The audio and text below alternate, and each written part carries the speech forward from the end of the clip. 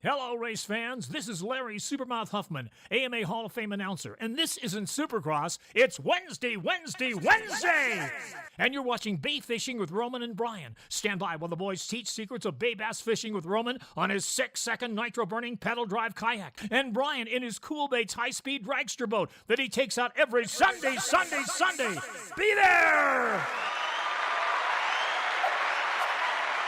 Hello, my mic was off. How's everybody doing tonight? Welcome to Fish Hour. I'm Roman, and that's Brian. What's up, Brian? Yo, Roman, how are you? Nice. I like your mics. Nice and clear, crisp. Yes. Beautiful. All right.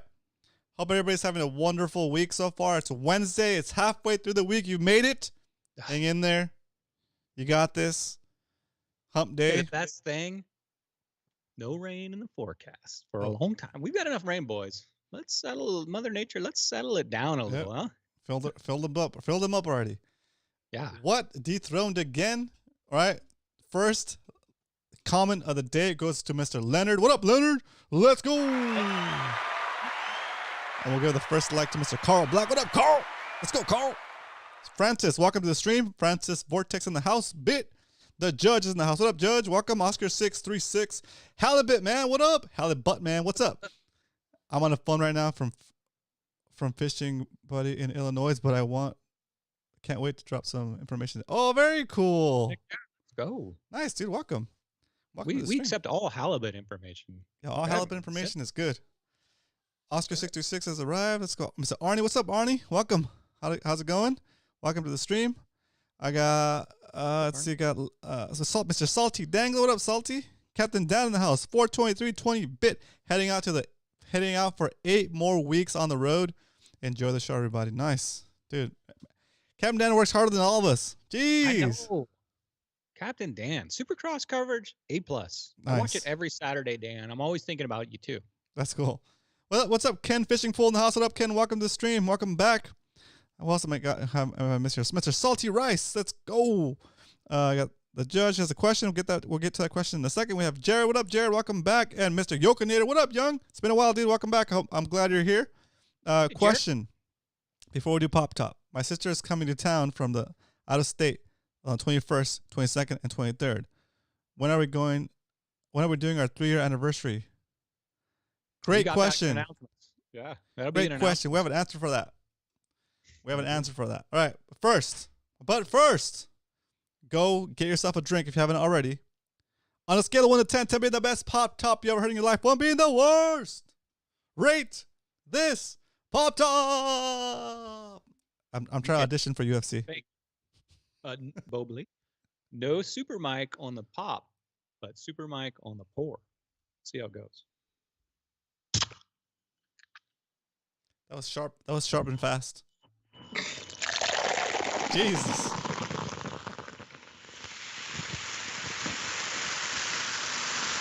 A 10.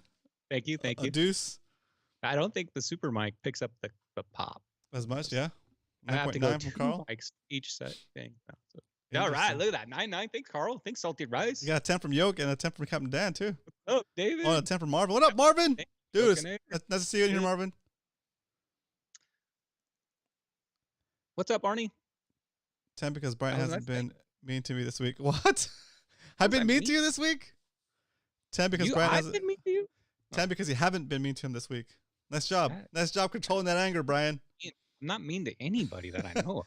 All right, let us know in the chat what you're drinking tonight, and then we're gonna get to the announcements. But first, time to pop my top. On a scale of 1 to 10, 10 being the best Pop Top you ever heard in your life, 1 being the worst. Rate this Pop Top.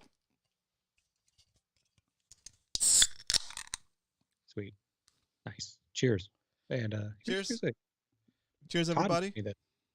Todd Burton Hart made me this Mad Max Fishing Club. Ooh, yummy. Pretty nice. Oh, the Mad Mac is lying. He said we have 2 rods left. That's wrong. We have 1 rod left. 10, 10, 10. All right. Looks like you might have a slight edge on that one. All right, guys, let's get to our announcements. We got a huge show today, guys. So me and Roman, first of all, we had our No Skunk weekend this weekend, and we're going to show some pictures from it. So It was if a you guys blast, went, dude. It was fun. Yeah, it was super was fun. super We fun. got some good stories to tell. But if you guys went, hang out, and check out this slideshow, you might see yourself on there. And if you guys didn't go, you can see exactly what happened. It was, let's just say, epic. Really cool. All right, so Easter weekend this Sunday, guys. Hopefully you'll be spending time eating and relaxing. I'm gonna probably try to convince my family to go fishing on Easter, but I got 10.1 from the judge. He said because I've never been to him.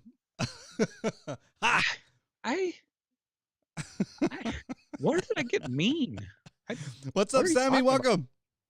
Okay, Spotty Bowl. No Spotty Bowl this weekend, holiday weekend. But right after that, you guys up in LA, 21st through 23rd, Newport. Be ready, guys. So coming around first is the LA. You guys are up next. And then the weekend after that, the 28th through the 30th, we are fishing Mission Bay, San Diego. Spotty Bowl. Let's go. So hang on. Halibut Man got a 9.8 red on Sunday morning. Did you send that to PB Shoutouts, Halibut Man? A 9.8 pound? I think so. Dang.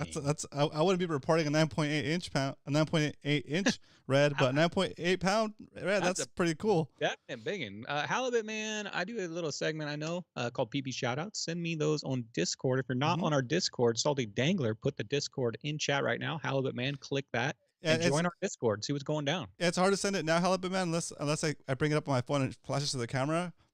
Brian takes a couple of days beforehand to like build up a slideshow so we can show it in class and during the show. But if you want, send it to him now, and then we'll get it in for the next week's show. Next week's PB Shoutouts. Says he doesn't have Discord. Get it. So you're gonna see a link in a minute. Get it. All right, let's go. Okay. Next up, we got the CCA Apps and Taps is coming around the corner again, guys. We've gone to that a few times. Had a great time. That's coming up on June 17th at the Portuguese Hall. Same place as last year? Yep. It's $75 per person. That includes your CCA membership and also a buffet. Not sure exactly what they have on the buffet this year. And it's 4 p.m. to 8 p.m. It looks fun. It was a blast last year. I'm not sure if we're going to make it this year, but I'm going to try. I'll let you guys know when I buy my ticket that I'm going. But we're going to make sure that if you want to continue to support CCA, you should go to Apps and Taps. If you can't make Apps and Taps, then at least go and renew your membership if you haven't already. So we support CCA. So !CCA at any time during the show or during any of our shows, you can always type in !CCA. We'll give you a link to the CCA website. Go there and look for the Apps and Taps event. There's also a bunch of other events that you might be interested in doing with CCA. So check those out. It seems like it wasn't that long ago, Roman. I know. It seems like just last week. CCA, this guy right here had a giant mullet. And was dancing. If I go this year, nobody will recognize me, dude. I'll be the guy without the mullet.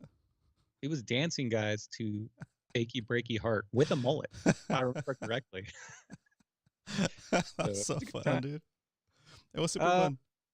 2 more announcements, guys. Hold on. I forgot one. Okay, so we got our anniversary coming up. If you don't know, we have a fishing club called Mad Max Fishing Club. It was established on 4/23/20. So we're coming up on the 3-year anniversary. Last year we did like a potluck, and we try to celebrate our club. We like our club. We've all made friends and buddies, and we go fishing together. And to celebrate that trip, me and Roman have decided instead of fishing, we're going to do a group outing to the Bass Pro Shop in Rancho Cucamonga. Bass Pro Shop. We're gonna go up there in our MMFC shirts, of course. Shop the Bass Pro Shop, and they actually have a nice little restaurant in there and eat lunch. And we're gonna carpool up there. So, dude's night out, Shop, guys. He's never experienced it, I've never been to a Bass Pro Shop, dude. The closest thing I've been to a Bass Pro Shop was Fry's Electronics. That's probably about half the size. Well, it's like the size of Fry's, but with the second story. Oh, very cool. And it's fishing stuff and hunting and apparel and everything everybody likes. So. Yeah, I like to shop around too. So like, I want to look at everything. So Disneyland for fishermen. That's right. Nice. Yeah. So we're gonna go. If you want to come with. What day is it, Judge?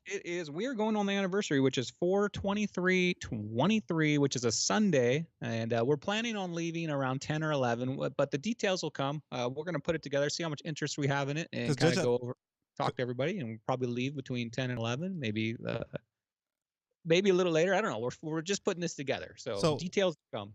Because the actual day is the 23rd, right? What's it land on Sunday?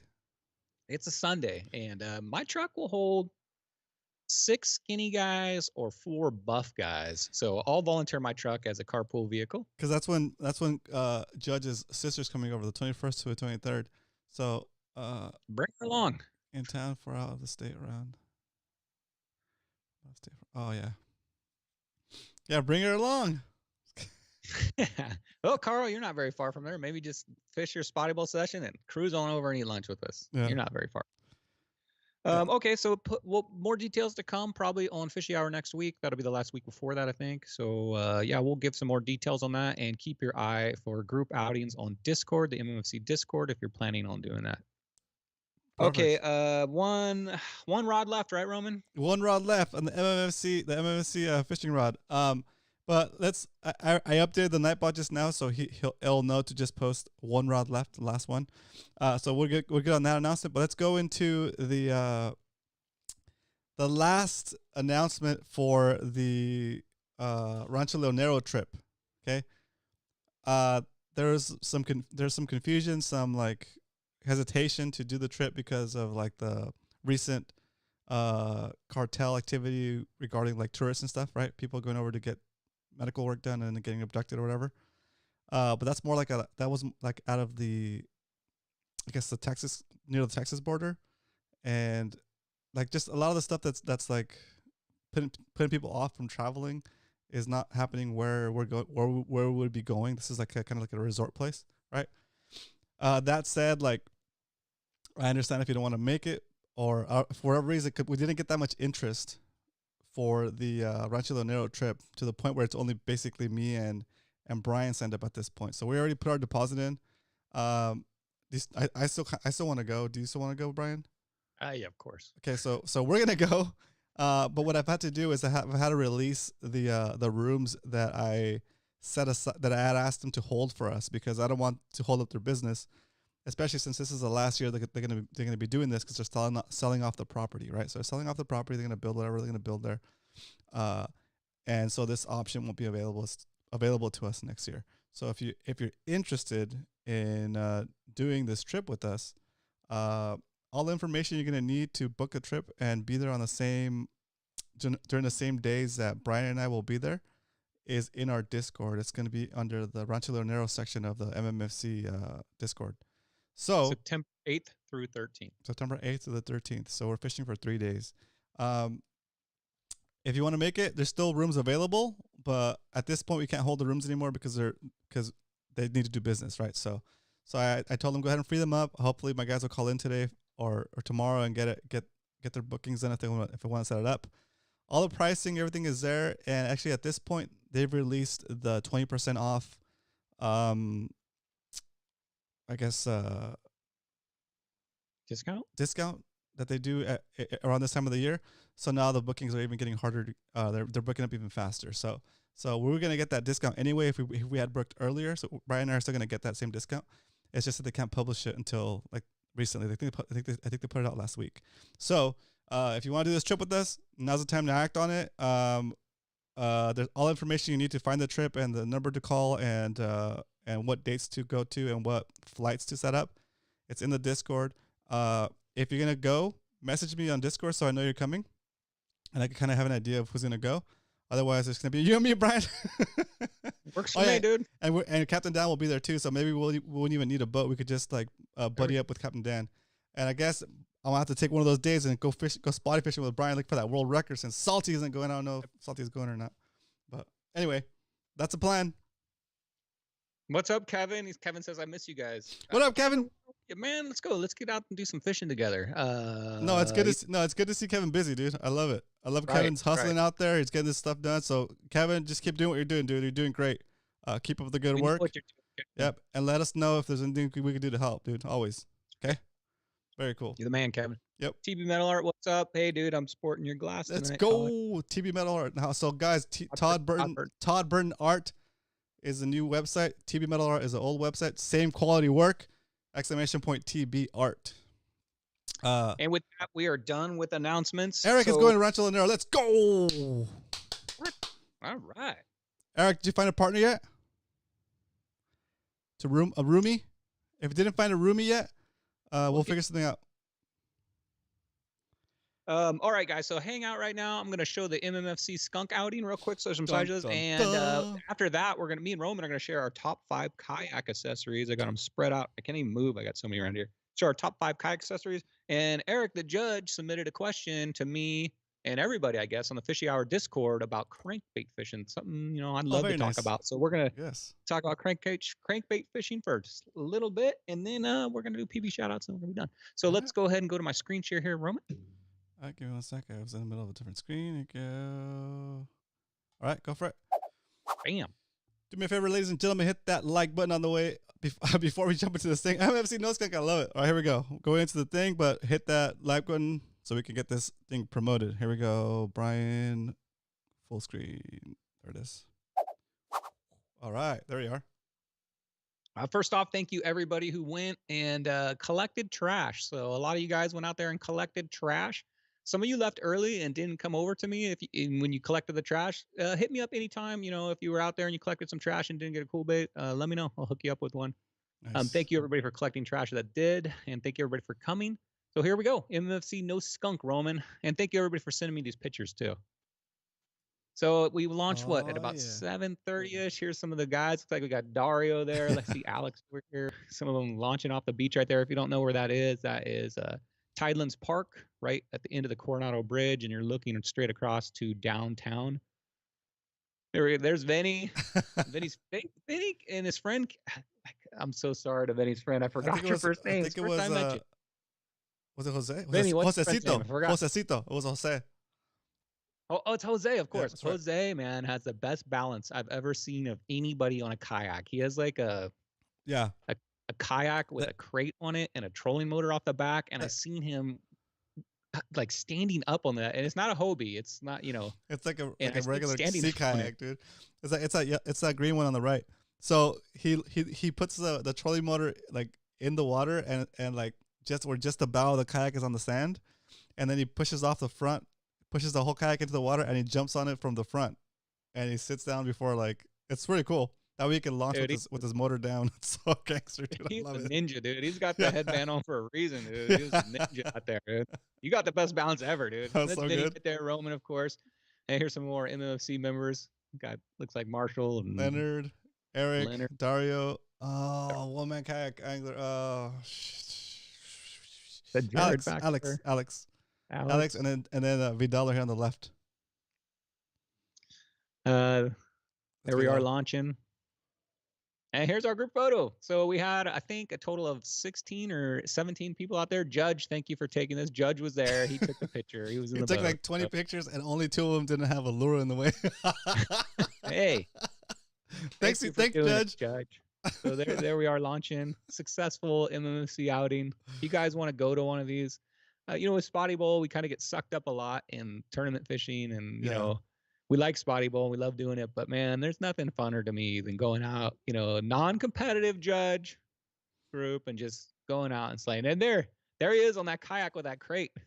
How do you not fall over, Jose? You're crazy. Oh man, it was awesome. Another group hug. We weren't holding hands. We're holding H bars. Sounds worse. That's cool though. Okay, and then we broke up, and immediately I jetted over to that reef, and I think most of us shot over there. Look, we already started catching fish right off the bat. The day fishing was crazy. I think the whole premise of it was to go out there and for anybody that may be struggling or wants to teach somebody else or can't, just want some advice on some things, to go out there and teach each other. So you got your fish, and then you went over and helped somebody else catch a fish. And I think the entire group, what do you think, in the first hour had caught a fish? Like, the first 30 minutes, dude. The fishing was so lit, so hot that it was like everybody hooked up pretty darn quick. It was fast. There's a good picture of Chuck. Chuck was on the boat with Eric out there. Eric, was I mean to you out there? I don't know what you're talking about. Here's where most of the group went. And the very first thing in the morning was this little reef out here. And we were all, it was crazy. At one point, there was probably 10 kayaks on that reef. And I can't imagine what it looked like underwater to the fish and the spotties on there, but all the slow pitch jigs that were going down and all the baits that were being tossed, it must have looked like that scene in Endgame where the hellfire's raining down. It was raining submission jigs. We're joking that like probably thousands of dollars were lost. Oh my God. So if you guys have never fished this area, there's a reef. And when you see it on your fish finder, it looks like French fries. I don't know what's down there. It's a huge reef down there. And I can't imagine how many lures are like in that specific area. It's real grabby. I think that might be Vinny catching a spotty right there. Sent me a couple pictures of some of the fish, Sorry if I don't know everybody. Facing backs here. That looks like, is that you, Roman? No, that. Oh yeah, is that me? I don't know. And that might. Oh no, that was Dave Rage. That was Dave Rage. The judge was in his boat, and him and Chuck had a personal competition. Judge can't go anywhere without a competition, so him and the good old Chuck took off, and they were fishing somewhere else for a little while away from us, and they had a competition. I don't know who won, but I don't know. Funny. Probably Chuck. Judge caught himself on a crankbait, a legal spotty. Good job, nice. Judge. I don't. How many legal spotties as a group do we have? I think I got one. I know Judge got one. If you were there and you got a legal spotty, let me know. We were a lot of days. Oh, there it is. I knew. So Roman the whole time live streamed this. Oh yeah, that's right. I was checking it out when I got home because I just kind of fast forwarding and seeing some of this stuff, and I saw this. And I gotta show this. Jose and is the best balance of all time. Jose, are you in the chat, dude? I have some questions about that trolling motor because that's like a freshwater trolling motor. How long have you had it in saltwater? Yeah, you can get those trolling motors like that for pretty inexpensive, less than $200. So yeah, I have one, but I've never used it in saltwater because I'm afraid I get ruined. I have one of those too, and I've used it in saltwater on my canoe. No problem. Oh, really? Wash it off when you get home. Yeah. Oh, nice, dude. I haven't had problems. I've had it for a few years. Yeah. Probably taken out 5 times. Anyway, there he is casting away. And if you want to check out the whole MMFC adventure, check out Roman's YouTube channel. He live streamed the whole thing pretty much. Oh yeah, I did live stream the whole thing. I completely I need to change the thumbnail on that. Another spotty caught. That right there, I think that's Jared right there. What's up, Jared? Jared and Cash drove down all the way from LA. Thank you guys for coming down. First time in San Diego Bay, and they hit it, man. Those guys right there were slaying. That's awesome. Him and his son were. We're boosting our group numbers for sure. Somebody caught a little halibut. That's my son right there. Thank you, Judge. Oh, that was cool. Yeah. Thank you, Judge, for letting my son borrow one of Judge's plethora of kayaks he owns. Thank you very much. And we ended up doing some deep channel fishing too. Yep. And kind of moseyed on out. That's me, and there's a Judge's boat. Didn't get a picture of the Judge. What's he got on there? That's a lot of scents. 1, 2, 3, 4. 4 different scents. Judge ain't messing around. I see Pure Procure, Hookup 8, probably some kind of homemade WD-41, right? Then we got out here, looks like, is that Alex and maybe Dario? Say Dario. Roman. See, he's got his live stream set up right there. Dave Rage, what's up? That was Dave earlier. Slaying. He stayed the whole duration. Dave Rage showed up an hour before everybody else. He pretty much cleaned it all out on Dave. Roman. That's Alex. So I'm going to go through these a little faster. I got like 100 photos. There's Dario. What's up? Dario slaying it out there. At deep water, the A-rig was working, man. And so all year I put that thing away and I brought it out. This thing's working. So I was happy to get that. That's Cash right there and his dad, Jared, right there. Cash pulling out, I think, big fish of the group. There might have been a bigger halibut, but big bass right there, guys. 20-inch, 3.2 pounds. That's going to be PB shout out. That was a big old sand bass, dude. That's crazy. And that's us fishing that reef again. My son. What a beautiful picture that is right there. Yeah, that's really nice. That's the whole group out there kind of cruising around. And the whole time, guys, we were on Discord, so we could hear the stoke. You guys that didn't bring your Discord, it was pretty exciting listening to everybody catch fish. I mean, it was a fish like every 5 minutes, it felt like. Yeah. Submission jig was definitely one of the top baits of the day. People were tearing up. And here it is, guys. Don't pay no attention to that filthy hand. So as a group, our goal was to hit 100 fish. And we crushed that by, I would say, 10 a.m.? Yeah. So somebody yelled out, I think it might have been me, 200 fish.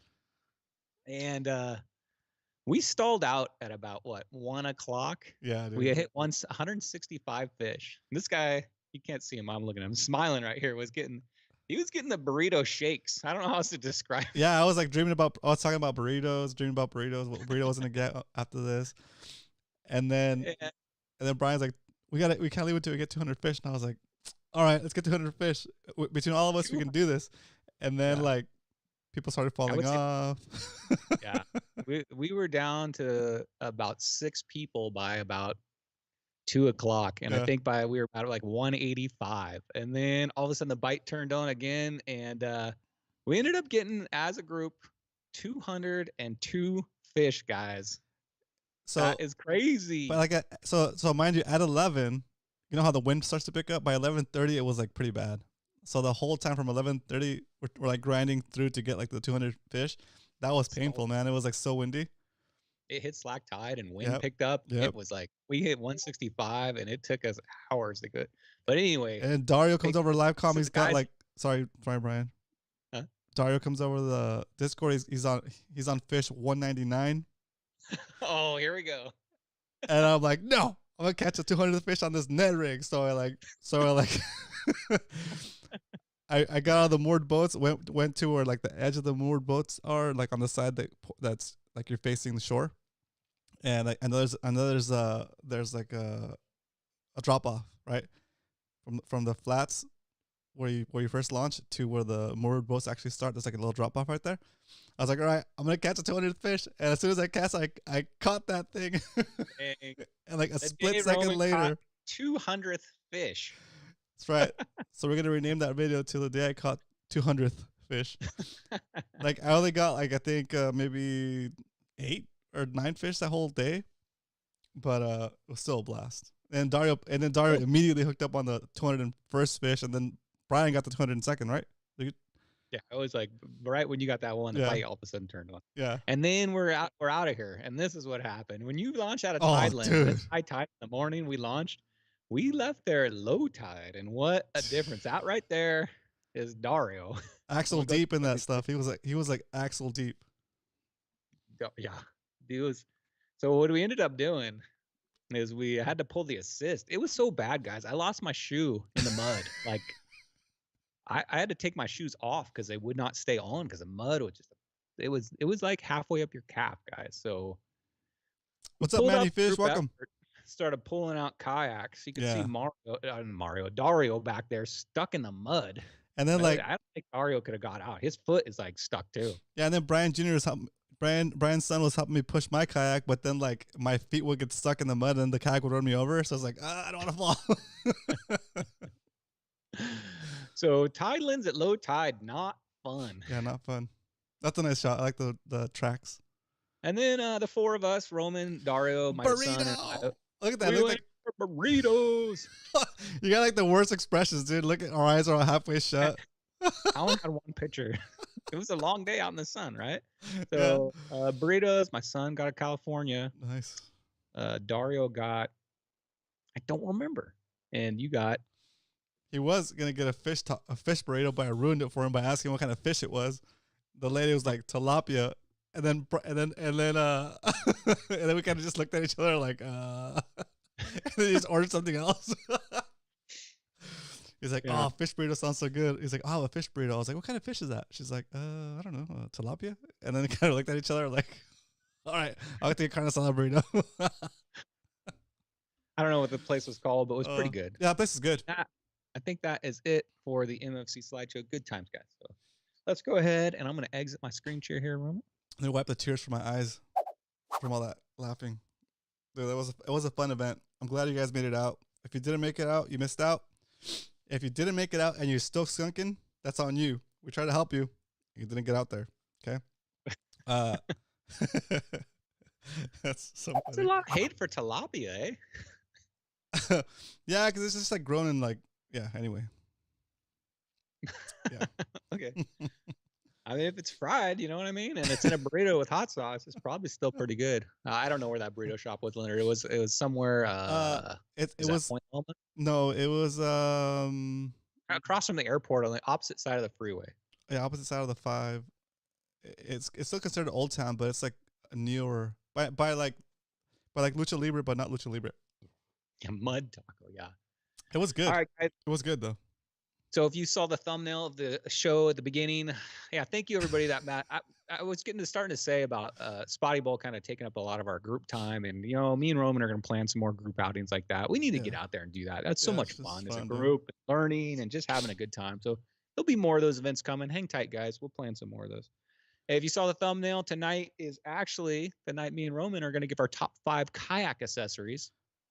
I don't know what Roman's list is, and he doesn't know what my list is. We didn't do anything about that, but I asked this question in Discord. What was some people's top 5 kayak accessories? And I got a few answers. One, Salty Dangler, Fish Finder, of course. So he answered a lot, but I said top 1. So Fish Finder, and Dave Rage also Fish Finder. So if you type in chat during this, your top 5, give me your top 1 kayak accessory. You can do that anytime, and we'll check that out. See what you guys think too. All right, Roman, so you want to start out with your 5th? So what we're gonna do this is top 5, starting at the 5th, which is not the worst, but that 1 is being our number 1 accessory. Oh, I don't know we were ranking them by 1 through 5 by importance. I'll start out with number 5. Okay, for me. Okay. And I learned this weekend. I gotta grab it. It's humongous.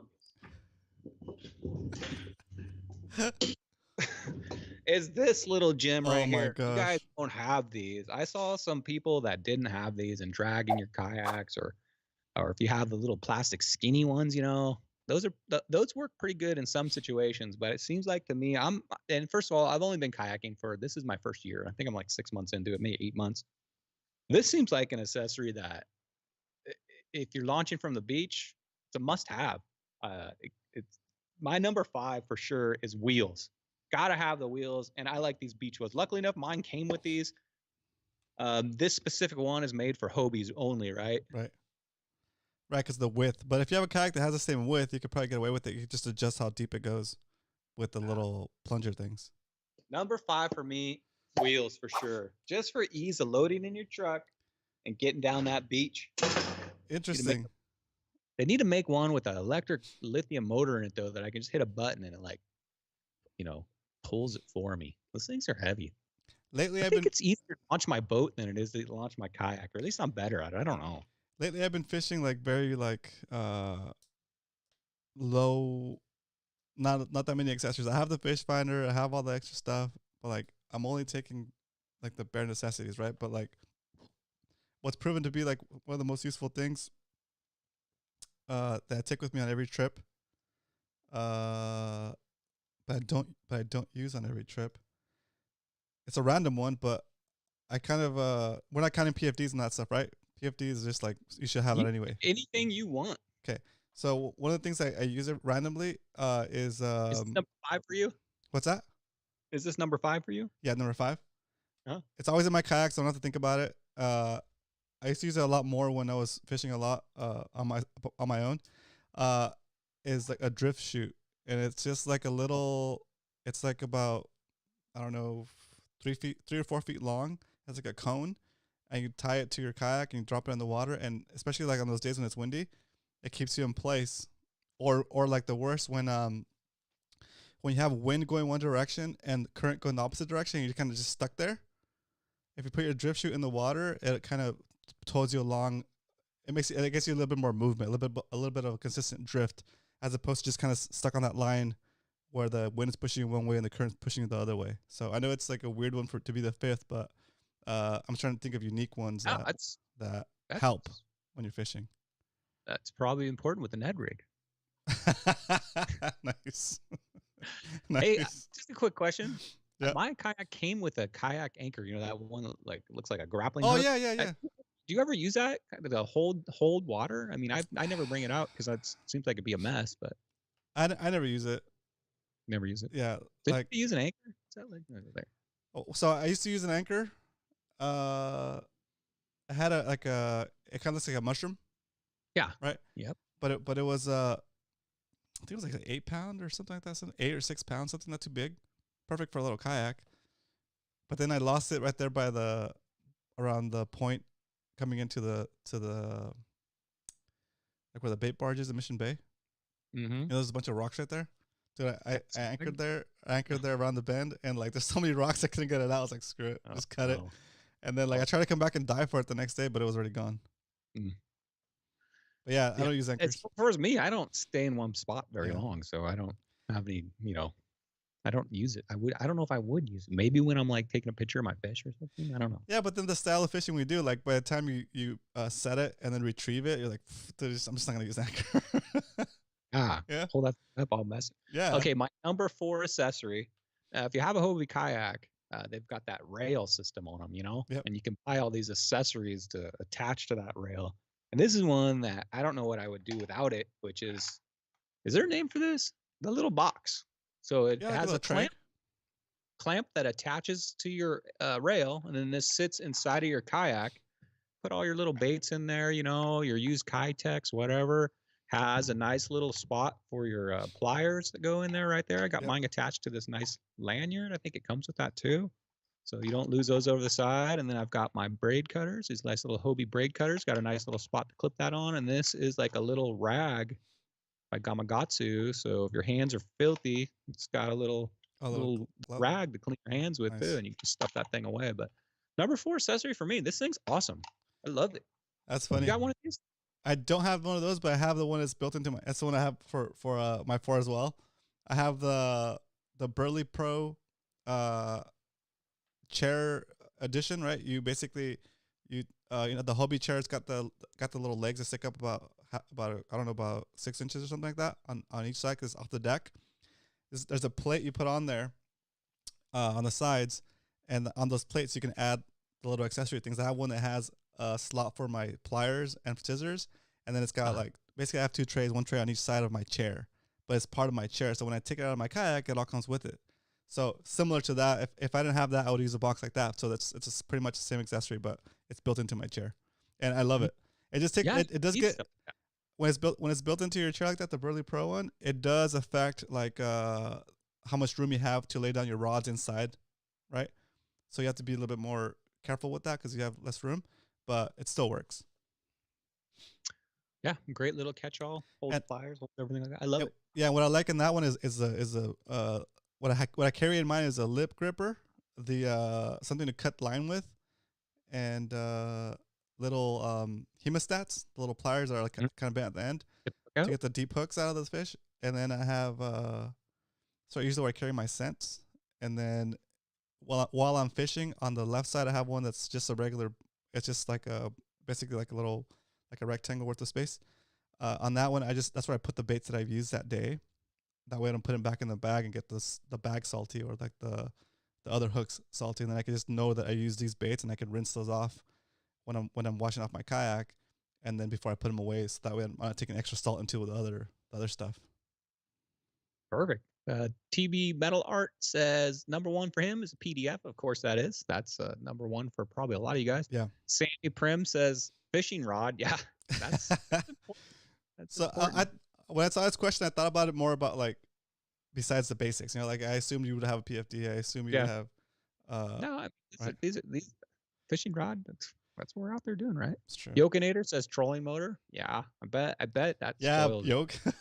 Thinking about that. More Yokinator is like top 5 things: trolling motor, battery, backup battery, trolling motor controller, and and a PFD.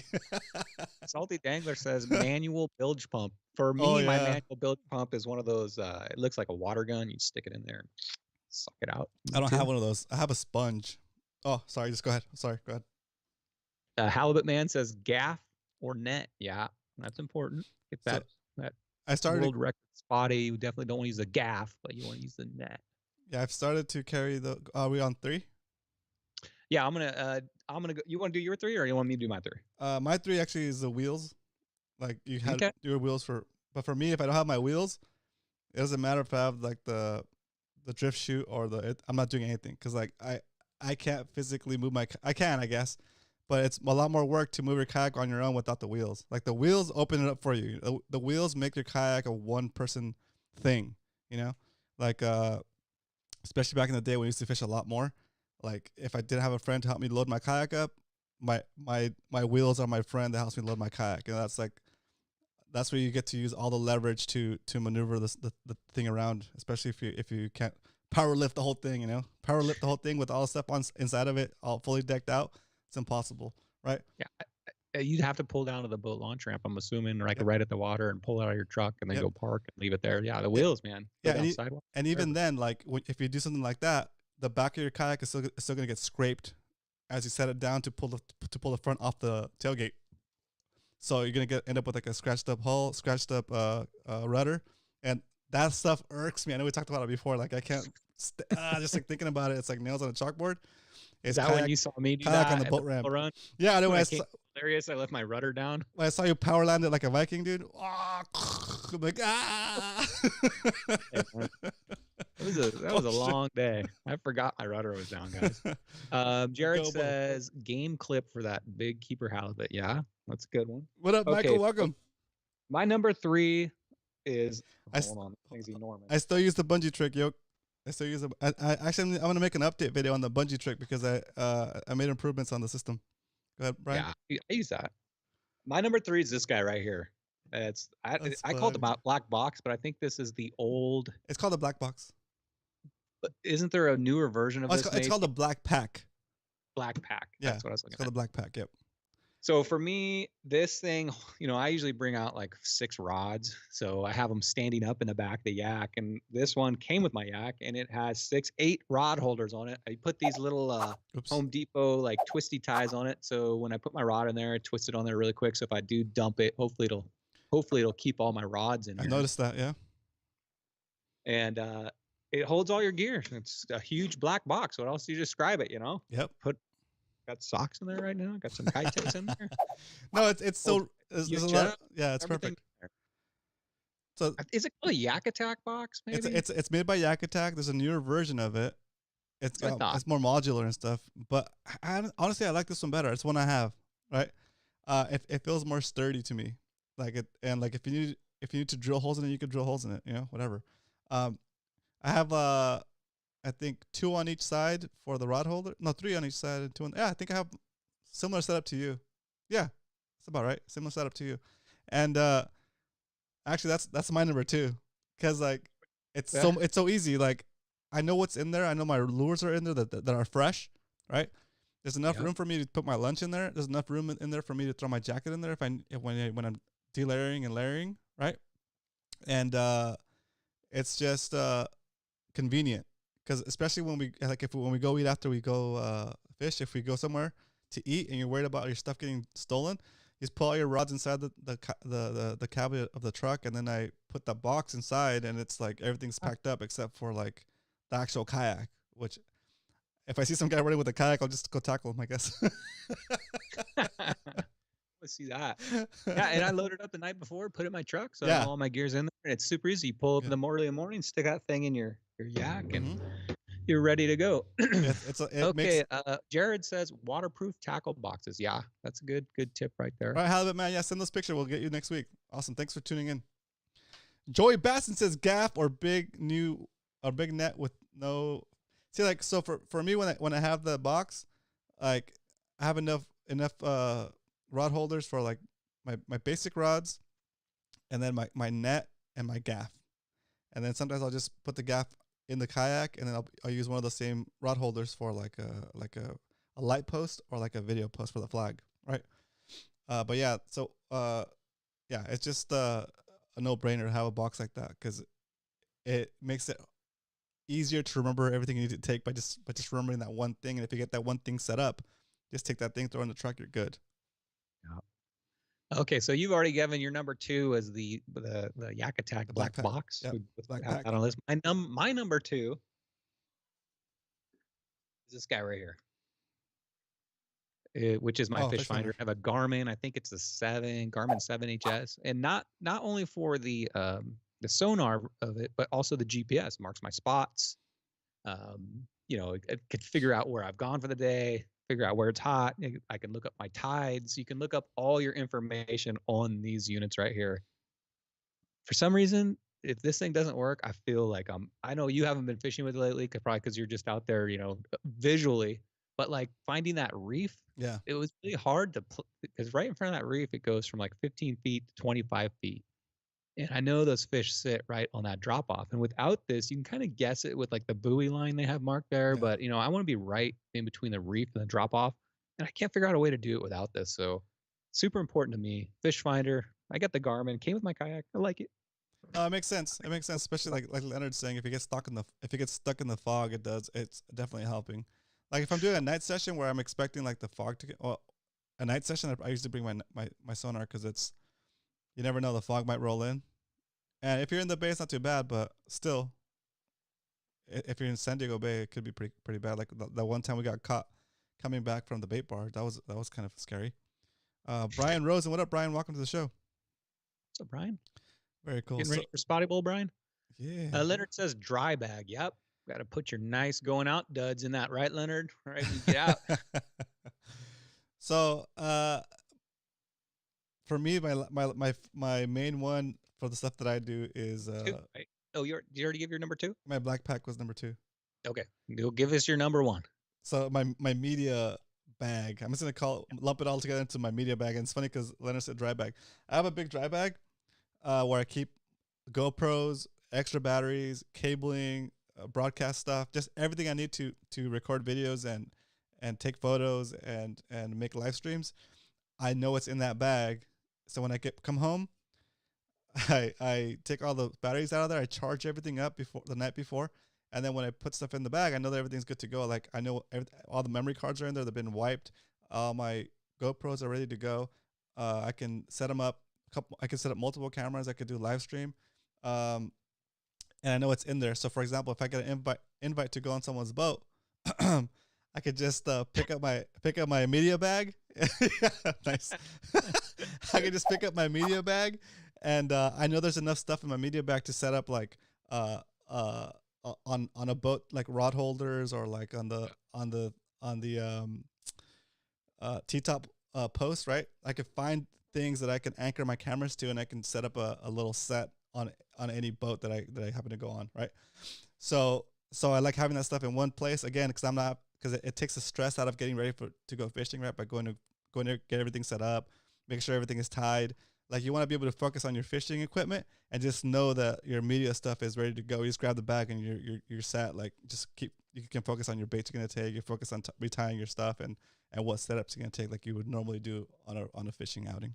So, and let me tell you, that Discord on, when we're out there on Discord in our headsets, that is a battery drainer. I don't know what Discord does, but it sucked my battery pretty quick. Thank you, Alex, for letting me borrow your portable battery. Bring a battery, guys, if you're going out there with that and using Discord. It sucks the phone down. Okay, my number 1, and the reason I picked this is, one, because when the group kind of split up. Some of us stayed near Tidelands, and some of us made the epic journey over to the Clam, also known as the Shell, and fished those docks. And on the way back, I'm pumping away. I'm making pretty good ground. And I look back, who was it? Was it Alex? It was Vidal. Alex.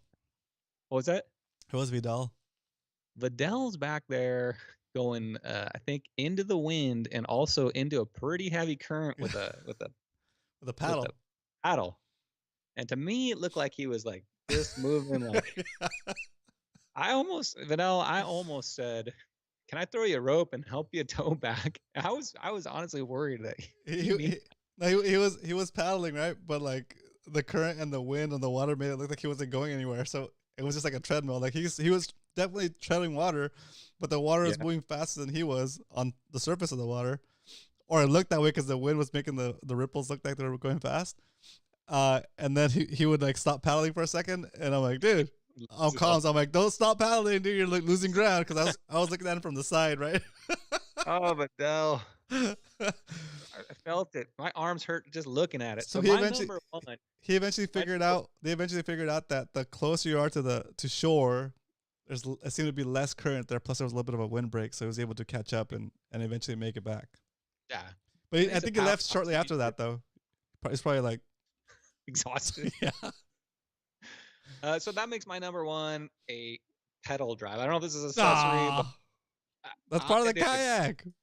So I know, but all right, if you're picking, we're talking about kayaks, right? So if you're picking a kayak and you plan Oh, that's on true. fishing outside of the docks, I guess I would say, getting in the main channel, getting anywhere.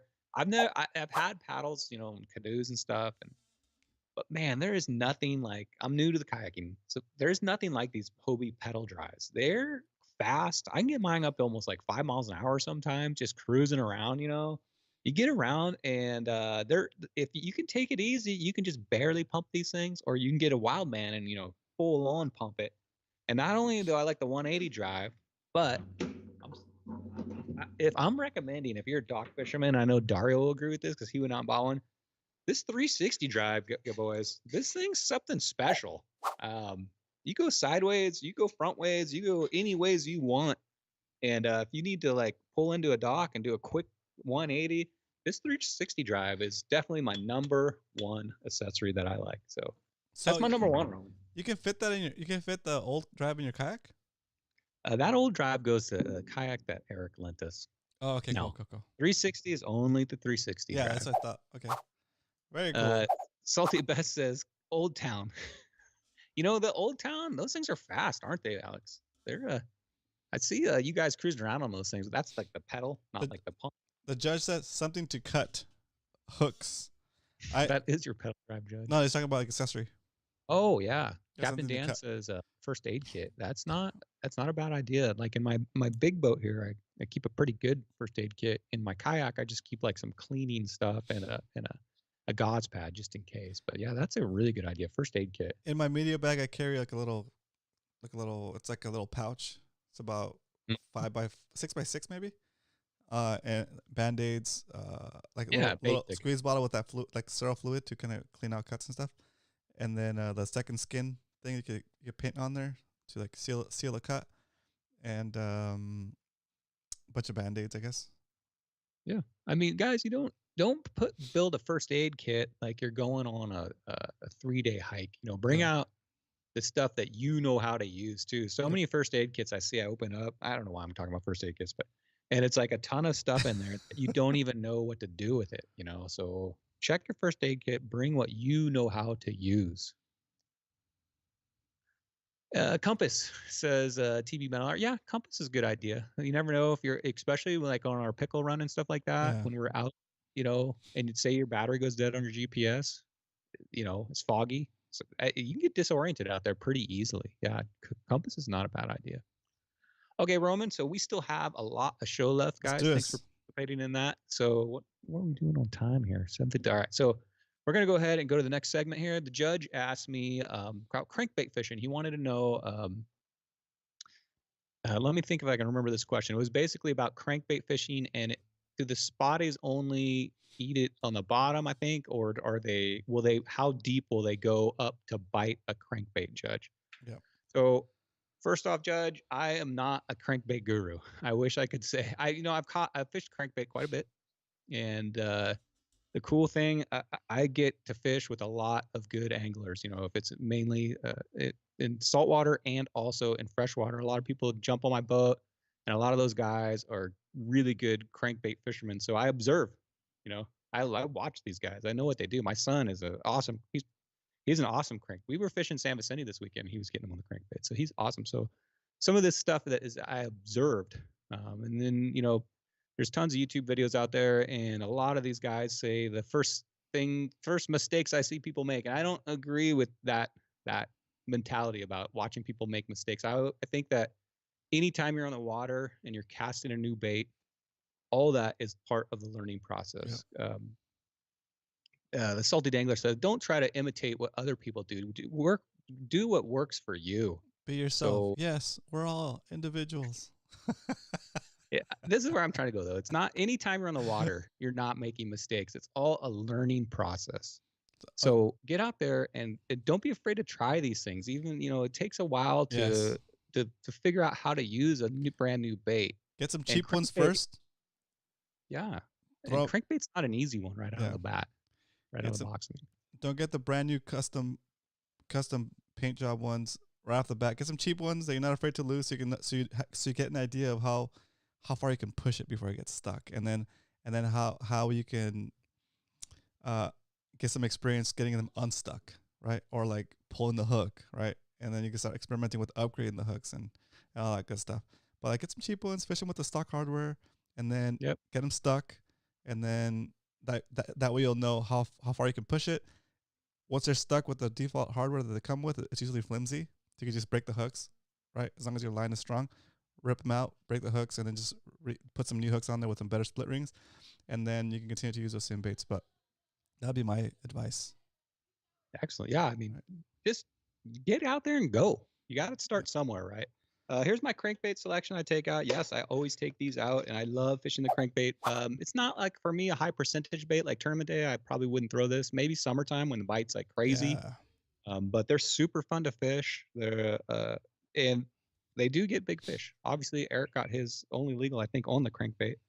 Here's some of my crankbait selections. They got square bill, round bill, deep divers, shallow divers. So I'm not going to go into all the different types of crankbaits, but most of them will tell you exactly on them their depth that you're fishing. So if you're fishing 20 feet, you can select the correct one to go down to 20 feet. So here's some of mine. They make lipless and they make the build.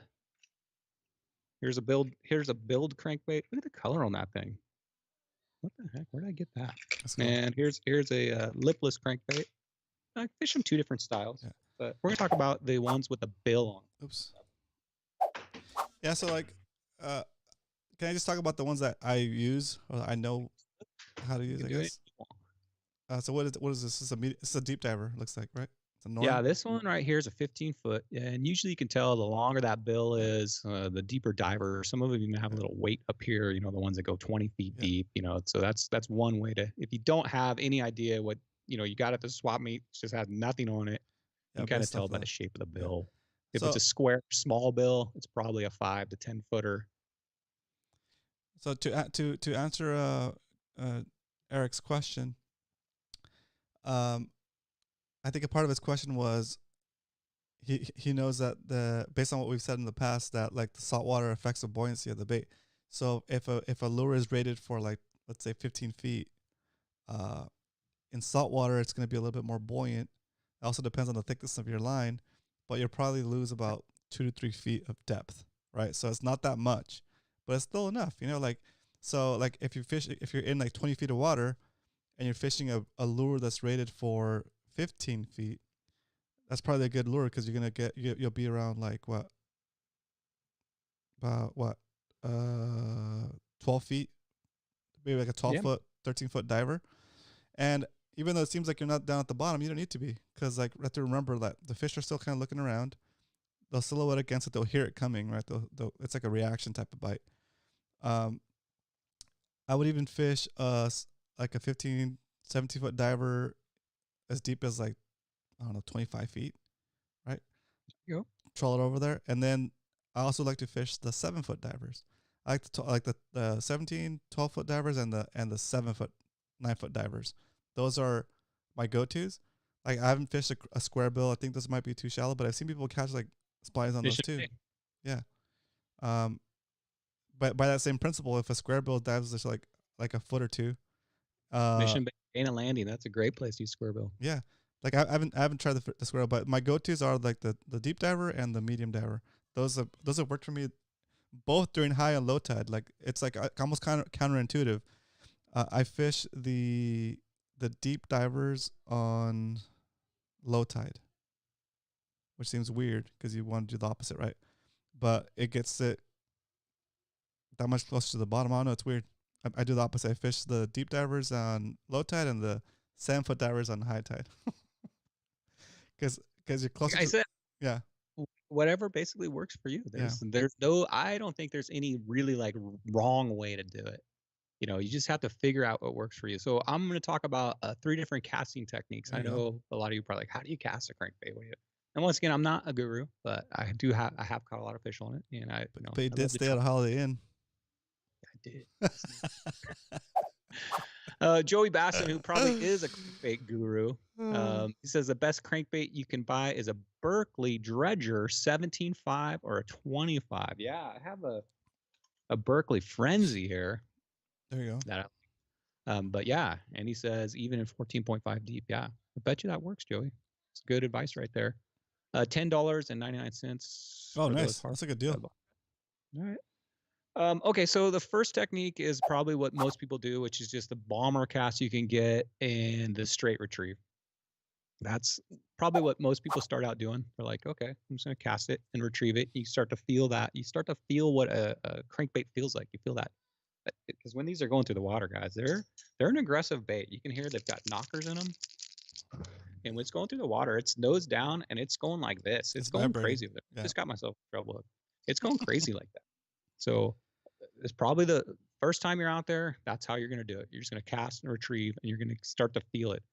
And then there's another way you can do it, which is the sweep. I don't know if you fish this way, Roman, but it's cast that thing out. It's with crankbait always as far as you can. Yep. Give it a couple cranks real quick, get it down to the bottom, and then you're gonna fish it. This is mainly for cloudy, maybe even not cloudy, clear water and cold water. As you're reeling, you stop reeling and you use the rod to bring in the crankbait. So you're gonna pull the rod like you're almost pulling like when you do a drop shot. Pull the rod and then retrieve the line. And you pull the rod, and what that does when you're pulling the rod is it pulls this down. You're gonna hit the bottom, and then when you bring it back to retrieve the line, it brings it up, pulls it down, brings it up, pulls it down. And depending on the action you're giving it, it gives it that good hitting the bottom, floating up, and that's a good reaction bite for spotties. So practice with the sweep, guys. Get yourself a 7-foot rod, cast it out, crank it down, to whatever depth you're going, 20 feet deep, and then sweeper, bring it in, sweeper, bring it in, and sweeper. Have you tried that technique? Yeah. I do usually a combination of both. I do the initial crank pretty fast to get it down, so you get the maximum coverage of your cast, I guess. So your bait is in this perfect. So your bait is in the right zone for the longer part of your cast. So you do initially do that, so it catches and goes, and then I'll usually do a pause doing the regular just retrieve, and then I sweep rarely, but I do like to have a pause halfway through my retrieve. The way you're talking about is staying right above the bottom. So you're cranking, you're right above the bottom. You're probably not in the grass. You're probably not hitting the bottom, and then you're pausing it. Yep. So you when you do that, if you're fishing a 20-footer, you're just cranking her right along. Yep. And the pause is super important. Pause it and then crank it again. And with that setup, you got to crank it pretty fast, faster than you would think. Zach's asking how fast. So here's the other thing. The crankbait, it gives such good feedback. You'll feel it if you're over cranking it. The vibration is not gonna be consistent. It's just gonna feel weird, like you're overdoing it. If you're not cranking it fast enough, it's not gonna have that little bzz, the consistent vibration, right? So you'll feel it. The other thing that I wanted to mention is I use a slower reel, so a reel with a lower gear ratio, because you're gonna be doing a lot of retrieving, and you want the reel to be doing most of the work. I like a 5.6, I think, or I forget what. I guess 7.3 maybe. For me, 7.3 is too fast for crankbait. If you're gonna start fishing a lot, especially if you do the deep divers, you're putting a lot of tension against your forearm, right? And it builds up, and then especially tell me about this. Aaron Kruger, dude, he fishes those tailspins. Oh no, the axe blades. Similar style to the axe blades. He says if he does it with the high powered reel, with the high gear ratio reel, he just destroys it, just burns it up. It wears it out too fast. So you want to have the lower gear ratio. I know you'll be spinning it more, but it's less work.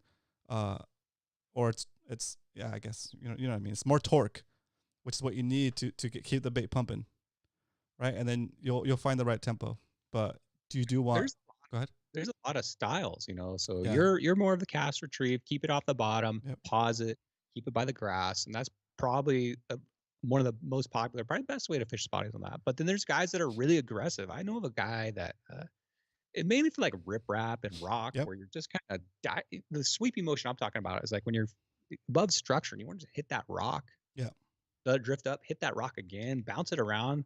That causes excitement down there. They're wondering what the heck is going on. It's hitting the bottom of the sand and bouncing up. So when I fish a 7-footer, for the deeper diver ones, I try to do that, because it's basically wide open in the middle of the bait, right? Where all the grass is, right? but when I do the 7-foot divers, I fish those parallel to shore. I figure out where that 7-foot mark is, and you know how you drew the riprap before, like say this is a riprap going that way, and this is shore, and that's the water, and underwater, it's just going down, right? Like somewhere around here will be about 8 or 9 feet, 7 feet where you're basically gonna be hitting the rocks coming this way. So I set up my kayak here, cast parallel to shore, and then kind of just that way you're hitting all the rocks. And again, I don't jerk it. I still just do consistent whine, and you can feel it like clink, clink, clink, clink, clink, clink on the way through, and then that'll get like stuff out of the rocks too. So a good way to slow her down though in the cold weather is the sweep, because you can really, I mean, you feel it the second to the bottom. Sweep, feel it, let it drift up, retrieve your line by bringing your rod back. Yeah, try that. Yeah, try it out. And then there's the guys that are the grinders, man. Grinder is not that app that you guys are hanging out on after the show. It's not that. I'm talking grinder, like grinding the nose of that crank. Like some of these Major League Fishing bass guys will grind their bait so much, or their crankbait so much, that they'll grind the nose of that like 1/8 of an inch off, because they've been aggressively hitting those rocks, aggressively hitting the sand, hitting logs, whatever. Yep. And that's when these guys, this is something I've never done, but I've seen people do it, which is you crank her down to the bottom and you're basically reeling as fast as you can, and you're like swinging it like you're setting a hook, and the thing looks so aggressive that it's just ramming into whatever you hit, a log, a rock, the bottom, and those guys will grind that nose of that thing right down with that. It's super aggressive crankbait fishing. Yeah, you get some good action because the bill is bouncing off the structure. So it's like, say it hits a rock at a certain angle, it's going to bounce off that way, and then come back to center, because it's always trying to come back to center because they're pulling it straight, right? So it comes through, hits that, goes off to the side, and comes back in, right? So that all that kind of motion is like not very common for any lure, right? So that would definitely attract fish, and that's why you would fish that style, right? And it's it seems counterintuitive, like, dude, there's like 2 treble hooks on there, you're gonna get that thing stuck. But as long as you're consistently cranking on it, that lip hitting that structure first, and all the hooks are back here. So like you're ricocheting off the structure, and you're not getting hooked, because it's just the way that it works. By the time you hit the thing, it bounces off to the side. The hooks don't get caught, and then it just keeps going. It's when something comes from the back and tries to eat it that it gets caught. So it's really cool. It's like, it seems counterintuitive that you wouldn't want to fish those 2 treble hooks in so much structure. It's a bouncy go. Judge, I hope that answered some of your crank. He's got a question. Question on the crankbait. It has an eyelet, then it has a ring. Yes. Why is a ring? I can just hook it to the eyelet. All right, okay, Judge. So, are you talking about the eyelet right? Can you see that, Roman? Oops. Oh my gosh, yeah. Sorry, there goes my piano. There's a split ring, and that's right where I connect my line, is right to here. Yeah. Or you could connect a swivel, or you can connect a clip. I see Salty Dangler collect. I like to do a clip there. I like to do probably. Yeah. Go ahead. So let's see. Let me go back to split screen here. So I like to tie onto an oval split ring. Okay, so the oval split ring gives that bait free motion, and there's oval clip. Is that what you mean? An oval split ring. An oval split ring. Right, so it's a split ring, but instead of being a circle, it's like a little oval, but it's the same size. It's just a little oblong, right? And then I tie onto that, and that gives that bait kind of like more freedom of movement, right? There you go. I wouldn't recommend tying on directly to the loop in the bait. It just it's gonna restrict its movement a little bit, and it's just not gonna look. I mean, it's not gonna be natural anyway, but it's not gonna look that great. The other thing, this is a long time ago. I think I was live streaming on Mission Bay, and I was crankbait fishing, and I had my baits were swimming at a sideways. They weren't going straight down. They're going sideways, right? So it's coming up, and when it got to the boat, it was like really off to the side. Wait, it looked like this. Yeah, it was going off to the side. And then at that time, go ahead. No, I know the fix for that. Yeah, at that time, like Afrin was watching, and he's like, "Yeah, you need to take the pliers and make sure that that little loop, here, is square, because like sometimes like factory defect or whatever, that little little loop that's built into the bait where you would tie where you would put your split ring. It's not perfectly centered, even if it's off by like a little bit. Yeah, the whole bait will swim off to the side a little bit like that, and then next thing you know, it's not pulling straight down when you're cranking it. So you take that, you adjust it a little bit, and get it tuned up. Basically, it's like tuning it. I didn't realize you could tune it. So that was the day I learned about that piece. You do that, guys. It's just a minor. He's talking about minor, taking your needles and just minorly bent. If it's bent one way, this thing comes in like this. Yes. All weird looking. Yep. But you want it to be perfectly straight up and down, and you can adjust that with that right there. So when it dives actually down, not at an angle. Right. Yep. That's a good pro tip right there. Yeah, that's a pretty good pro tip. Does anybody have any crankbait questions? So try those 3 retrieves. Try the slow pull, retrieve it back like a drop shot kind of. Keep trying that. Try the fast ones, and just try the one that Roman uses, which is just crank it in and pause. Make sure you pause that thing, and find out what works for you. Awesome. And sometimes it works differently in different times of the year and different conditions. So try it out, guys. That was a pretty in-depth crankbait discussion, dude. If you guys have any questions about anything else and you want us to go deep into something like that, leave it in the you can actually leave it in the comments. If you're watching the replay, leave it in the comments and we'll pick it up and maybe use it for one of the upcoming shows. Or you can go to our Discord and there's Fishy Hour questions, put it in there, and we'll grab questions from there to start to sprinkle them into the topics for the show. We're gonna do PB shoutouts next. I feel like we should have Joey Basson in here. He's got a lot of good advice for crankbaits. Joey, what's up, Joey? You want to be a guest? Yeah, let's have a crankbait hour with Joey. Yeah, cranking with Joey. What's up, Joey? Man, I really, it's kind of weird, but I want to die peacefully, like my grandfather, sleeping. Not like his passengers screaming and yelling. not like the passengers in his car screaming and yelling. That's funny. Yeah. Oh my God. Let's bring back movie reviews too. What do you guys? Oh think? yeah. We can bring back movie reviews. I'm not ready tonight, but next week we're gonna have movie reviews. Okay. Why aren't they making any more Star Trek movies? That's what I want to know. And speaking of Star Trek, why did Spock use Kirk's bathroom? Why? Because he wanted to see the captain's log. It's a late hour. We're in the late hours here. I can tell it looks like that. Right? All right. Let's move on to PV shoutouts. PV shoutouts. Ready? Hold on, man. Too late. Going. We've seen you out on the water. They say you're fishing harder. Oh, it's going, hurry. I guess we'll find out this week on our PV shoutout. Are you ready? Oh, Almost. We've seen you out on the water. They say you fishing harder. I guess we'll find out this week nice job, on our PV shoutout.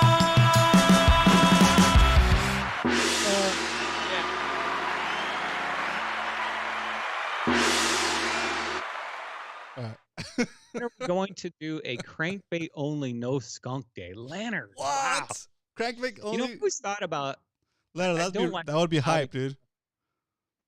Well, I always thought that, the judge, I think he may have came up with this, but okay, we all bring 3 different baits or 5 different baits if we get crazy, and you have to catch a bait on each one of those. It's a crankbait, a jerk bait, Ned rig, whatever. Crankbaits only. They've all got to be crankbaits only, hard baits only. Yeah. And they've all got to be out of your comfort zone, so you learn a new bait, Dang. some of the baits that maybe aren't as high as percentage, that like a crankbait. We all don't fish that, but let's all learn it together, right? Let's get out there. And then at the end of the day, we could say, hey, this is what I learned. That's a good idea, Leonard. Maybe crankbait day. Let's wait till about June for that one. Maybe July. The fishing gets good. All right. Is the screen share up? It is. It's ready. Hey, if you don't know who that is Cal. What's up, Cal? Where were you? Did Cal hurt his back or something? Where were you, Cal? I think he had range duty. Oh, dang it. So Cane pole sounds fun too, Zach. Those some old pictures right there. Look at that. We got Jordan, Uncle Dan. Where's he been doing lately? What do you think Dan's been doing lately? I know he's been tending to a lot of aquariums and kid stuff. He's probably been doing like shootouts and stuff with that mustache, like a Western. having a lot of duels. Right Uncle Dan Jordan. We're wondering. Cass Queen, she used to be on the show. I haven't seen her for a while. Yeah, Who's true. that guy right there with the big smile? Anyway, if you want to be on PB shoutouts, send me, Brian Likes to Fish, on Discord, our MMFC Discord, or any of the Spotty Bowl Discords, pictures of fish that you want to show off, or fishing vessel, or send to me, Brian Likes to Fish, on Instagram. And here we go. Notes here. First up, this guy right here. You don't know who that is? And he's got a helmet on. He's got a mic. That is Doug El Sueño. He cruises around on like an adventure bike. It's pretty cool. I've seen him do it. Can you try to wheelie on that thing, Doug? Probably. Don't try to wheelie, dude. I'm telling What? you. No, that's how people get hurt. I don't want anybody to get hurt. Dude. Right away. There's his boat right there. Bad That advice. is the El Sueño. If you see that out there, give Doug a big wave. He wanted to say this. He said he went fishing last Saturday to the 9 Mile Bank. Sorry, Doug. This picture is about 2 weeks old, guys, by the way. Went out last Saturday, the 9 Mile Bank, using squid, homemade rigs with a 60-pound test. Dang. It's going for something big. Yeah, right. Fishing from 300 to 600 feet. Easy limits on big reds. On my boat, solo tripping. Testing out his brand new updated fish finder. What'd you get, Doug? He says it works great. Boat's name is El Sueño. My last fish I caught broke the line about 50 feet from the surface. Luckily, it floated up to the top. Oh. And I was able to go over and pick it up, and it put up a good fight. In the net? Nice. Look at that's so really good. friendly. So here's that fish. Looks like prepared up. He says, I took my fish over to my buddy's place and he'll cook them up Chinese style for us. Delicious rockfish. He says he went down to Mexico because this is before April 1st. Looks amazing. And because rock fishing was still closed. So that's why he went to Mexico, the 9 Mile Bank. He says, make sure if you go down there when rock season closed here to fill out your declaration before you head back. So it's legal to bring them back across the border. Good tip there. Look at that thing. That's a lot of work to make that. Yeah. There's a one. I think he put this dollar bill in here just to show you how big that fish is. Did you eat all that, Doug? And you ate it with a spoon? Oh yeah, it's cooked so nicely that you just kind of just use a spoon to take it off the bones. It's so good. Yeah, that's what I'm talking about. Nice. Dude. Eyeball and everything. I'm getting hungry. Next up, we got this guy. What's up, Graham? Haven't seen you for a while. Thanks for sending in something, Graham. Geez, look at that monster he's holding. It's a dragon, dude. That's like a lingcod. Dang, he can fit his head in that thing's mouth, dude. That thing is huge. Graham, he says we're fishing from a 35-foot cabo somewhere between Catalina and Clemente Island. It's amazing. Got him on live squid around noon with his trusty old TLD 15 reel and an ugly stick tiger rod. Heck yeah. Ugly sticks always coming through. Got instantly bit once it hit the bottom. Felt like a really good rockfish. 2 cranks up and he started pulling drag. I knew it wasn't your typical rockfish. He pulled a couple more times on the way up. It was an awesome fight. And I asked him, like, dude, why are you wearing a headset? Was he wearing a headset? Are you piloting a aircraft? Oh yeah, I just noticed it. So wearing a headset with a mic, and he says it was pretty windy and choppy over there last weekend. And he says he was using that headset to yell back and forth up to the bridge. Man, that's trick, dude. That's you cool. You guys are high end out there in up there in OC. Dang. I know that's high end. Nice fish there, Graham. Here we go. Spotty Slayer Extraordinaire plus Sandbass Slayer. That is Cash from up north. Came down with us for the MMFC No Skunk Day. He says he was using his Phoenix swim jig with a willow blade attached to the hook to make it look like a war blade. I was creeping through the rocks, hit the bottom. When it bit, the fight was good, but it just gave up eventually and came up like a sock. And he's talking about that fish right there. Excuse me. It was a 20-inch long sand bass, 3.2 pounds. Welcome to that 3-pound club, by the way. Yeah, sand bass, they have a couple good pools, and then they just kind of like go into like a U formation. I don't know if that's their defense or they're just like, forget it. They just go into that. That's so that funny. rolling formation. They go into the fish fetal position when you bring up a sand bass. Next up, we got this guy, Luke Ham. What's up, Luke? Look at that thing. That thing's huge. I can't remember what qualifies. He's talking about PB shoutouts. You know what? You send anything qualifies for PB shoutouts. Just don't send in one of those Peter 86 photos, on the beach, because then I have to put, a little blur out scene on it. That's so funny. Everything qualifies but Peter 86 photos. I can't remember. Oh, wait. But caught this spotty last weekend over in Mission Bay. Probably heating up over there, guys. Mission Bay is going to be going soon. I don't believe I had a majoring board, but it was a pretty solid one. He uses his 14-foot Bayliner V-Haul boat with a 15 horsepower Yamaha and a trolling motor up front. That trolling motor is a freshwater motor too. Look at. You just gotta wash them down when you're done. Oh, I was flipping a Z-Man Ned rig stick. Is that how you pronounce that? 2.75 stick. Baits between the boats. Yeah, he hit it on the fall. I was using a 6'10" Phoenix rod, 2500 Shimano spinning reel. Oh, nice. Spooled with 15-pound braid, 10-pound fluoro leader. And here's another one. I caught this one fishing San Diego Bay by America's Cup with a 200 Corrado medium heavy rod on a 3-inch pumpkin seed Kalen grub. And here's a picture of his boat. Just showing you, Roman. That's a picture of a nice boat right there. So if you nice. see that out there, that is Luke right there. It looks like he's got some custom work done to it. I like the flag in the garage. That looks good. Cool. Next up, finally, this guy. I haven't seen this guy in forever. Where are you been? Adobo. If you don't know who that is Adobo Slayer extraordinaire. Looks good. Adobo, you look fresh in that hat, dude. Very nice. Fresh. Yeah. Thank you, Adobo. He's always taking people out teaching. Yeah. Great all-around guy. Thank you, Adobo, for sending in this pic. He says 16.75 Shore PB spotties. Very nice. There it is. So Adobo just recently caught. Man, look at how thick that thing is, too. This face is huge, dude. That's a big old brute right there. So that's Adobo, and it's PB spotty from shore. He was fishing the SD Fish Shore Pounders Spring Fling Contest, which ends May 21st. Spring Fling, huh? That's pretty cool. Check that out. Kevin puts that on, right? Shore Pounders. Hey, Carl, what am I doing? It says, do it, Roman, do it. What am I doing? I'll do it. Let's go. Is he talking about a boat? Maybe. That's what I'm telling you. Do it.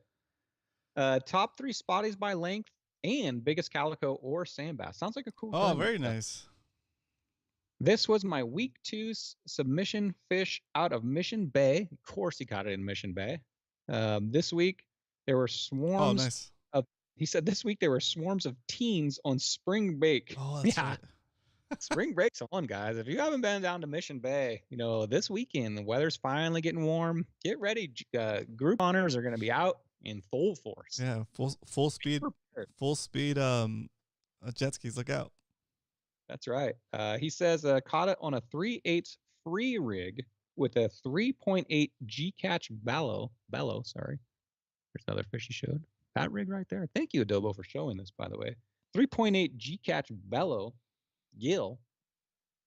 And he says he still can't beat that 17-inch elusive barrier he's trying to get over. That's a hard to break. 17-inch is a rare fish right there. But G-Catch Bellow, if you guys haven't fished that, those things are like slimy little, they smell like peanut buttery. And he looks like he's, I call that the Gicker rig, but he calls it something else. He calls it the free rig. Yeah, free willy rig. All right, next up, we got a boat. Somebody finally sent me in a boat. Oh, we got a new boat? New club boat? Yeah, club boat. Where is that? Up on a cliff somewhere. That looks nice, dude. Yeah. This is TBD Cabin Boy Fussel. What's up? How are you? Thank you for sending in your boat. He says this is a long story. It's gonna take a minute because he shows me the whole restoration of this boat, guys. So this is when he first bought it. So just get you fish it like that. Shoot. Wait till you see what he's done to it, though. Oh, this is the one. I kayaked fished La Jolla, San Diego Bay, Mission Bay often since 2018. So much fun with my kids. But now that my kids are old enough, they're asking me where I'm going all day, and having fun without them is a tough thing to sell. Now I took them out shore fishing, but walking up and down the jetty for fish and skunking all day is not an easy way to keep a 6-year-old and a 3-year-old's attention. Yeah. That's right. Yep. We have to get on the water. That's what he says. Yeah, you do. So he got on the good old interweb, and he found one listed for $2,000. When the owner thought it was a 1996 hole. It was a 1996 hole, but he posted it as 2000. Sounded like a round number. I guess that's what he thought. But really, this boat is a 1969. Oh my Dang. gosh. I'm not good at math, but that's over 50 years old, right? Yeah. 14-foot V hull with an outboard motor, 4-stroke, 9.8 outboard. Starts up first pull every time. Trailer's nice, but no VIN. Ooh, just takes a while with the DMV. Came with 2 fish finders, a trolling motor with spot lock, and some other boat odd and ends. That sounds like a pretty good deal. Yeah, that's all right. All right, here we go. There's some pictures of it. We start the restoration job here. That can't be San Diego, is it? Somebody's saying Spring Valley. So it looks like Spring Valley. Stripped nice. the boat down and took off all the old silicone everywhere. I figured if I did do it, it was more likely to survive its first float test. Odd thing is, bad fittings and odd place and steel screws in the aluminum. Worst part were all the jagged edges around the hull and the rail, hazardous for my 2 little girls. So I completely stripped the vessel with a wire brush and surface and repainted her. Yeah, when you get a boat that's 50 years old, you imagine all the things that have been done to that. Yeah. There he is, got it all stripped down. Dang, bare aluminum. Yeah. Here we go. He's starting to paint the hull. Finished Saturday and Sunday. Look at this. Look at this restoration Looks job. so Pretty cool. nice. Bright yellow too. Yeah. My skiff was that same color, bright yellow like that. Look at that. That looks so nice, dude. Oh, it's got all the stickers on it, dude. That's pro right there. Yep. That's got his 2000. I think he said that's a 2000 motor, maybe. The motor looks good too. Yeah, looking good, dude. Yeah, Pulling fishy. it with a key. Yeah, Nice. Fishy Hour colors. That's salty. That's right. I'm gonna get you a Fishy Hour sticker, okay? Oh, here's his first launch. Oh, looks Wow, good. Look at that. Beautiful. So that's it. Okay. Fished her Saturday and Sunday last weekend. I'll be on the water every non-working day if weather permits. Teaching my girls to fish and saving me money, supplementing meal costs. If you're out on the water, it's, that's a great thing about our bays is it doesn't cost anything. I think me and Roman talked about this. Like when I go lake fishing, it's like $28 to go. But the bays, we're living in the glory years right now, guys. It is free to launch a boat, Mission Bay or San Diego Bay. So yeah. He says YouTube is a poor man's university for restoration projects. If you're broke and you want nice stuff, you got to make it nice. That's true, dude. That's true. Good piece of advice right there. $2,800 in total. It sounds like total stuff he put into it with tires and paint and discs and sandpaper and towels and whatever he used. Took him about 3 weeks and a couple weekends to get it done. And I'm about to be fishing every week on the water with my families or my buddy, maybe my buddy, one buddy because it's in a smaller boat. The boat's name is the Irma Lee 2. My uncle had a small commercial fishing boat named after my great grandmother. So that must be part 2 of that. Him and my dad would go out and fish Mexico in their boat, so hopefully he can do the same. My middle name comes from the name Lee, so I figured it was more meaningful than Bumblebee, which I was going to name it, or Steeler Nation. Oh, I didn't know it was a Steeler boat. Fast forward now. He says, take that story. I know it's a mess and read whatever you like. That was an awesome story. Thank you for sending that in. And there he is right there fishing. Yeah. Your cursor's right on his face, bro. Move your cursor. There we go. So good job fixing that up. I know a lot of you guys are into that, but yeah, YouTube's good. And last, I went out to San Vicente this week. Water's starting to warm up. The largemouth are biting. Caught me a couple largemouth out there with my son. That's Nothing cool. better than fishing with your family. I love every second of it. And here's some good news, guys. Talking to the ranger at San Vicente, and that lake is filling up 8 inches per day. He said they're taking water from Sutherland and Skinner. I don't know how they get it from Skinner, but they must have some kind of interweb thing that he says they're taking it and they're filling San Vicente. You can see this big raging river coming in where this guy was slaying right here too. Oh yeah, like there's a turn here and he was just dropping up here and letting it drift, and there was bass over there. Catfish But too, they're filling that thing up. and 8 inches a day. It's pretty nice. So with that, I'm gonna end preview shoutouts. I'm gonna exit my screen share here, Roman. That was cool. That was cool. Guess what I did on Sunday? Solve Dungeons and Dragons. No, Oh. we had planned to go to Balboa Park with the kids, and the people we're gonna go with flaked on us for like others. Something came up for them, so they couldn't come out. So I was like, well, we got the day then, because we didn't plan anything else. So I got the boys. We got our fishing stuff together. Went down to Dana Landing, and we were trying to get a skiff. But by the time we got there, it was like 10:30 or something. All the skiffs were already out, and we're like, dang. Roger didn't have something he can hook you up with? Roger wasn't there that day. I just kind of like showed up out of nowhere, and while I was contemplating taking out the pontoon Whoa! with me, just me and Aaron, and me and Aaron and Julian, my kids, like somebody came back with a little boat. I guess it's called a Livingston. Have you heard of those boats? It's like a little tiny center console, right? It's like a little tiny catamaran, but it's like a skiff, but it's got two pontoons, but it's all fiberglass, right? 14-foot Livingston, little outboard. It was perfect. We fished for like the 4 hours, right? They dug it. It was super cool. Like we went to the Dana Landing store before we launched, and I was like, all right, let's get some snacks. Like, so we got some chips and stuff and like some drinks, and then I was like, all right, you guys get to pick one treat snack that you want for each of you. So like, Julian got something and Aaron got something, and that's like, all right, put everything in the bag. And once we're on the boat, I said, you can't have your snack. You can't have your treat until you catch a fish, right? So they were all about it. It wasn't Freedom Boat Club. It was just straight up a rental from Dana Landing rental, yeah. Dana Landing. It was $90 though for like that 4-hour session, but totally worth. We fished around, went everywhere. It was pretty cool. We ended up. What's that? Did you catch fish? I guess you have to see the video. Let's go. Oh, here we go. Oh, gotcha. Got him. Why didn't you send me some baby shoutouts? So I'll be putting out that video this week probably. I might do a live stream. Before I release it. So that'll be on Friday night, either 7 or 8. Friday night, I'll go live, and then we'll talk about it for a little bit, and then we'll do the premiere of that video. So that gives me a timeline. I have the content. It's gonna be a blast. But it was a cool outing. It was a cool experience.